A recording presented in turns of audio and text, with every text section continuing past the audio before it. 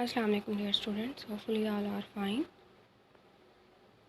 We were studying the lesson number 6, the reward. The story is a fantastic adventure of a young man, Gorgias. Gorgias was a good athlete of his age. He hit on a wild idea one day of becoming a court acrobat. He worked for it and stuck to it.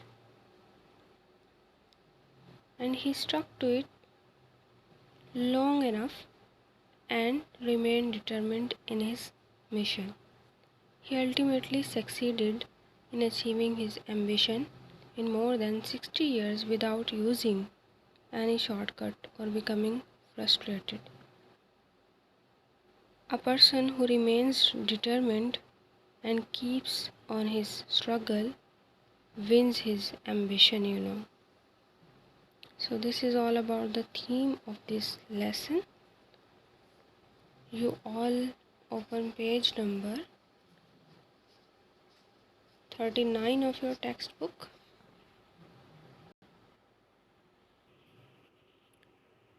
Okay, let's read the story. Both parents of Gorgias were by then long dead.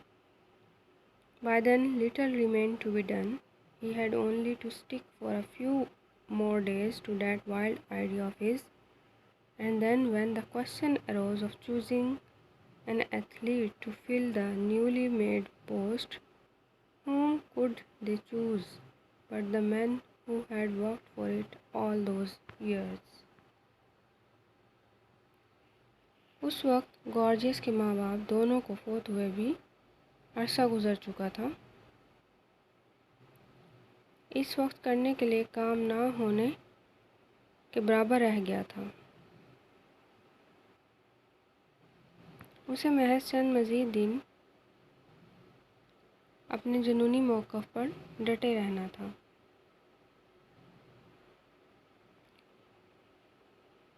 उसे महज चंद दिन डटे रहना था और फिर जब नई तश्कील दी गई उसामी को पुर करने के लिए एथलीट के इंतखाब का सवाल उठाया गया तो वो इसके लिए किसको मुंतखब कर सकते थे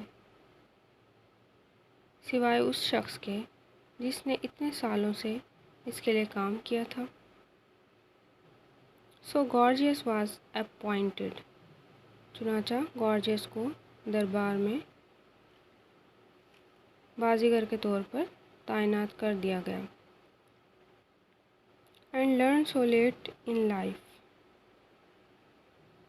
और उसने इतने दिन बाद इतनी देर से ज़िंदगी में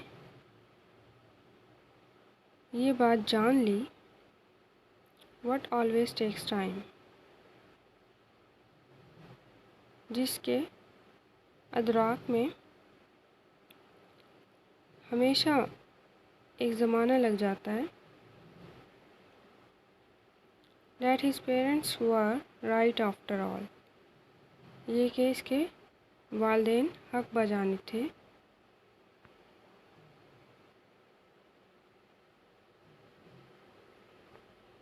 It only remained then to inaugurate him, अब इसका सिर्फ इफ्तिताह होना बाकी था। किसका? उस नई तश्कील दी गई असामी का।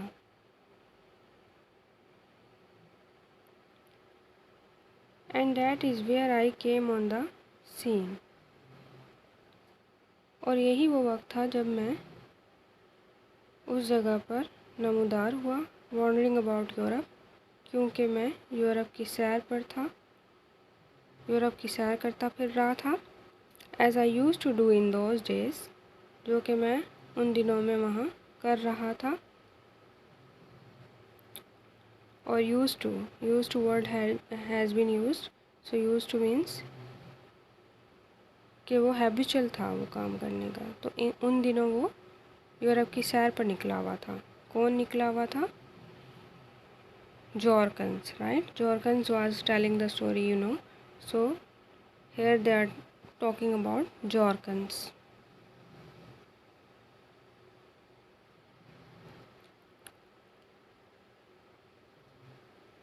And the pronoun I has been used for that Jorkins because he is telling the story. I came to that country and they were wonderfully friendly.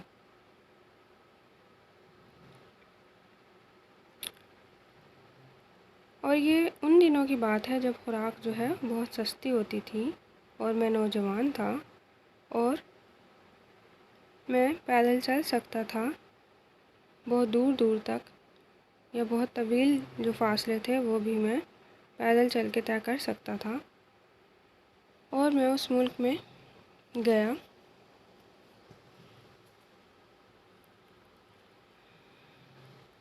And they were wonderfully friendly, और वो सब के सब हैरान कुन हद तक मिलनिसार थे। And they let me see the great ceremony, और उन्होंने मुझे वो अजीम तकरीब देखने का मौका भी फराहम किया, मुझे इजाज़त मिल गई। Which took place as soon after the creation of the post as gorgeous uniform could be got ready. अब मुझे वो अजीम तकरीब देखने का मौका मिल गया जो कि उसामी की तश्कील के बाद मुनक्किद की जा रही थी।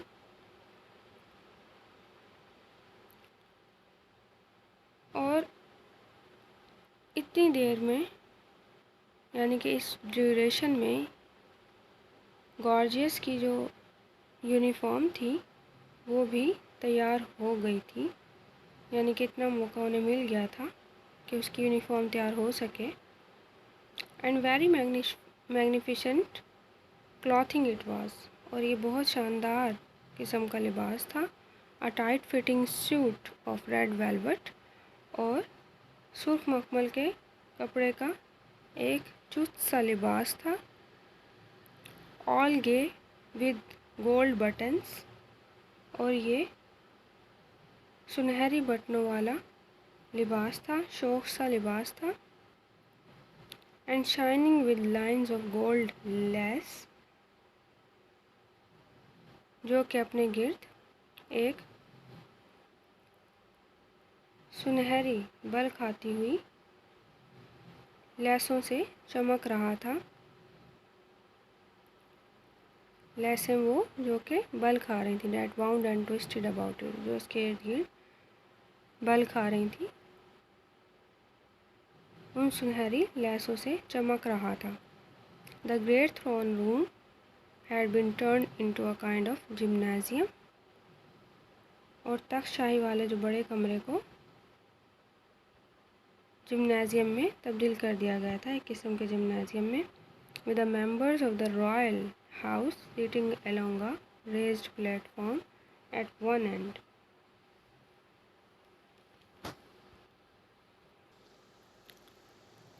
शाही ख़ानदान के अफराद एक तरफ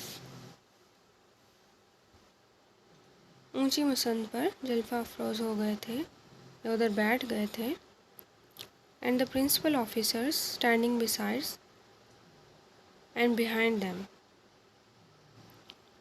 और जो अफसरान बाला थे वो उनके पास ही खड़े हुए थे, उनके अक़ब में खड़े हुए थे, उनके पहलू में खड़े हुए थे। Great curtains of red and gold were hung along the walls, और सुर्ख और सुनहरी बड़े पर्दे दीवारों से लटकाए गए थे।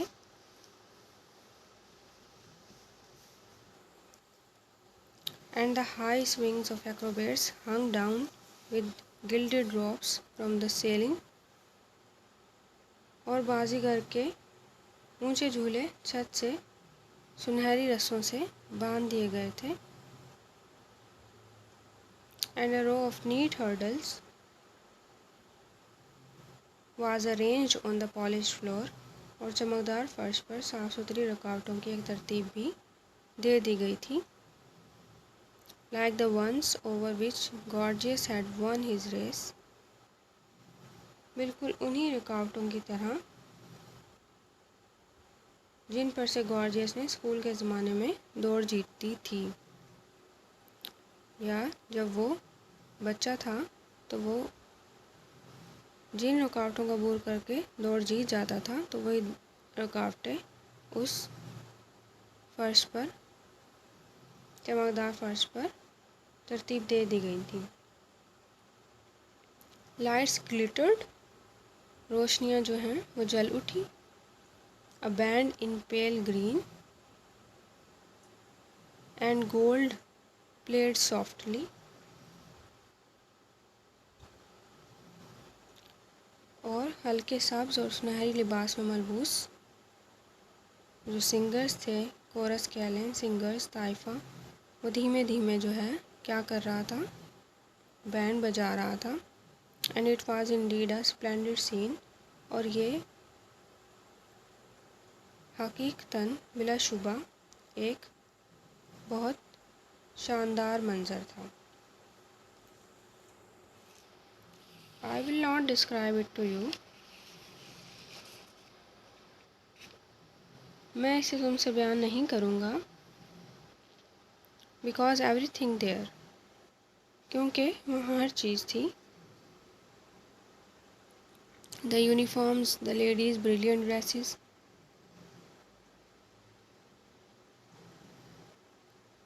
ladies' brilliant dresses was utterly put in the shade by the moment when the doors opened with a flood of golden light, and the old man in his brilliant uniform appeared between them for the crowning of his life's work.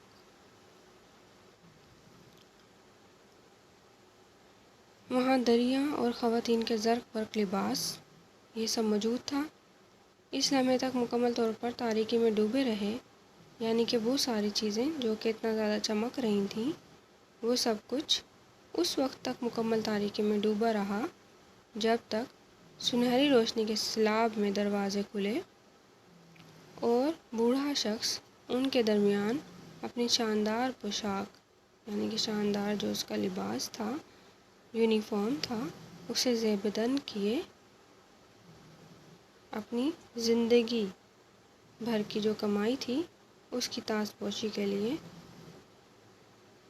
वहाँ पर जलवागर हुआ। His white hair and the red uniform of the court acrobat showed each other of to perfection.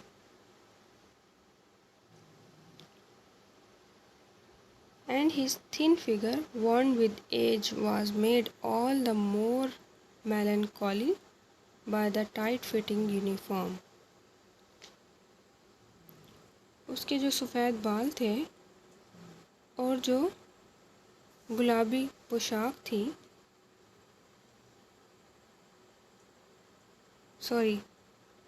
जो उसकी सुर्ख colour की जो पोशाक थी दरबारी बाजीगर की, वो एक दूसरे की शान दर्जा कमाल तक दिखा रहे थे। और उसका दुबला पतला जो उम्र रसीदा जिस्म था, वो चुस्त वर्दी में इंतहाई अफसरदा दिखाई दे रहा था। He walked slowly in his pointed shoes, as though tired by his long patience and the work of a lifetime. He walked slowly in his pointed shoes and leaned on a gilded stick.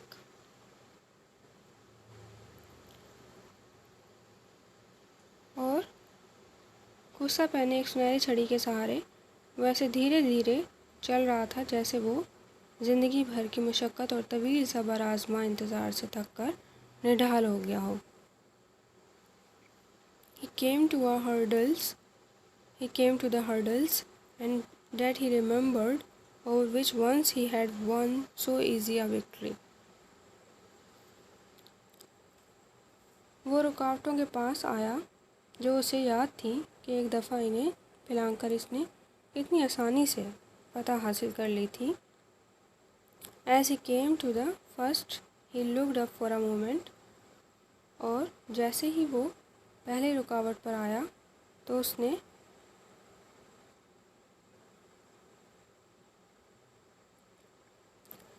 एक लम्हा के लिए ऊपर देखा with a slightly sad expression, बहुत अफसुर्दा तासुर के साथ, टुवर्ड्स द रॉयल प्लेटफॉर्म, शाही चबूतरे की तरफ, as though he asked some question with his eyes, ऐसे लगता था जैसे वो कोई सवाल पूछ रहा है अपनी आँखों से।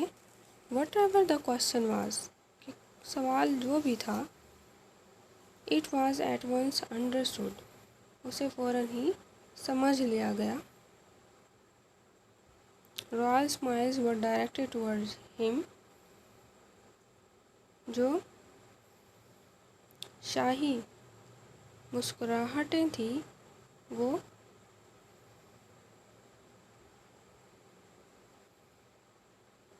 शाही मुस्कुराहटों से उसे नवाजा गया। And gentle applause broke out from every hand, और हर हाथ से पुरतपाक किस्म की जो दाद थी वो उसे दी गई।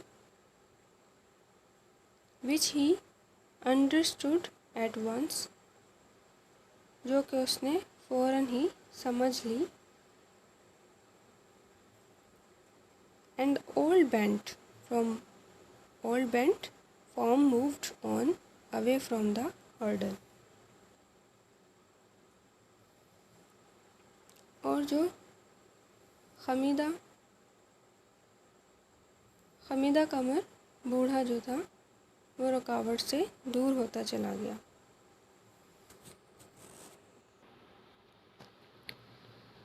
Once he raised a hand to touch the lowest of the swings, फिर उसने छत से लटके झूलों में से सबसे निचले वाले झूले को छूने के लिए हाथ बढ़ाया। But again the applause broke out, लेकिन दोबारा से क्या था,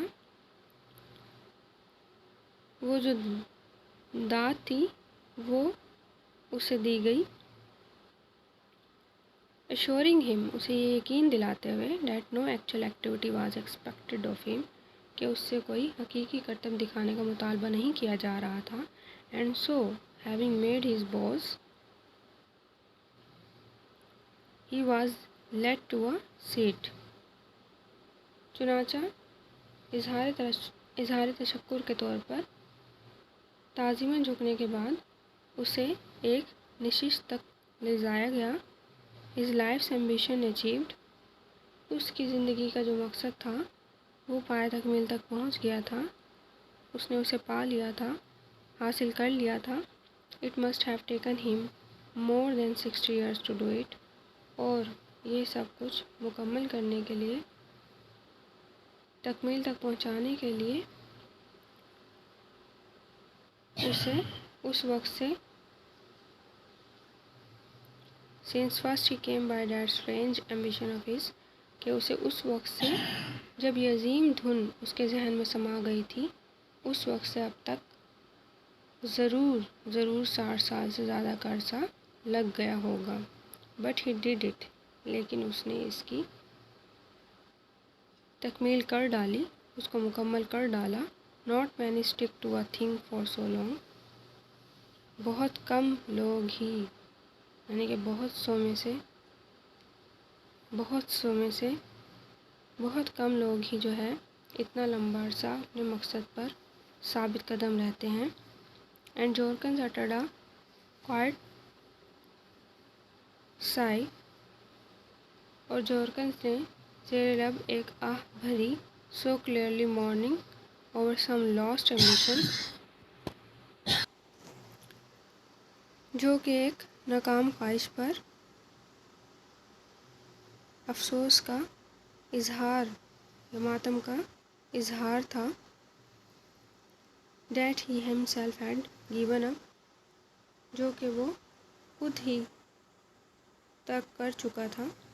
that not even Terbut asked him what it was, यहाँ तक कि टर्बट भी उससे ना पूछ सका कि वो ख्वाहिश क्या थी। So this is all about the story, and we have seen that if a person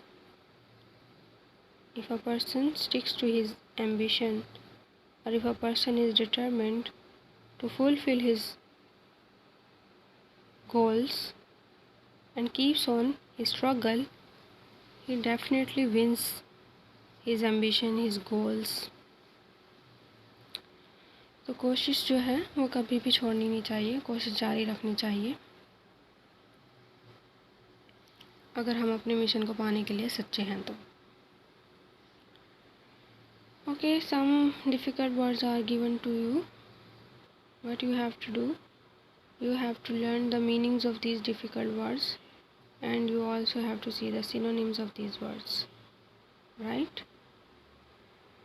We will do exercise tomorrow, inshallah. You all have to learn the meanings of difficult words. With that, we'll see the translation from English to Urdu, and we will also focus on punctuation and MCQs and short questions while reading the text. While reading the text lines, because text lines are very important, you know. Okay, take care. Allah Hafiz. Thank you.